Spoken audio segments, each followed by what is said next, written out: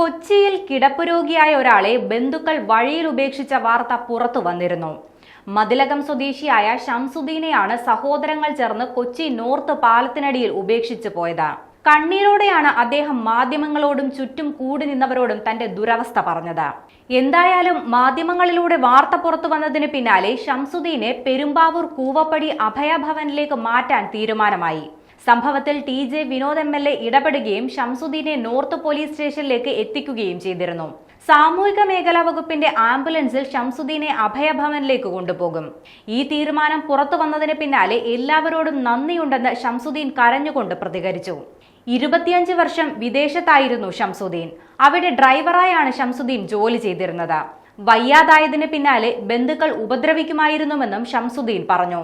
മരുന്നും വസ്ത്രങ്ങളും ഉൾപ്പെടെയാണ് ഷംസുദ്ദീനെ കൊച്ചി നോർത്ത് പാലത്തിനടിയിൽ ഉപേക്ഷിച്ചത്. ഇടപ്പള്ളിയിലാണ് ആദ്യം തന്നെ കളയാനിരുന്നത്. എന്നാൽ അവിടെ വേണ്ട, നോർത്തിൽ കളഞ്ഞോളൂ, അവിടെ പരിചയമുള്ള ആരെങ്കിലും ഉണ്ടാകുമെന്ന് താനാണ് പറഞ്ഞതെന്ന് ഷംസുദ്ദീൻ മാധ്യമങ്ങളോട് വ്യക്തമാക്കി. നീ എവിടെയെങ്കിലും കിടന്ന് ചാകുമെന്നാണ് അവർ പറഞ്ഞതെന്നും ഷംസുദ്ദീൻ നിറകണ്ണുകളോടെ പറഞ്ഞു.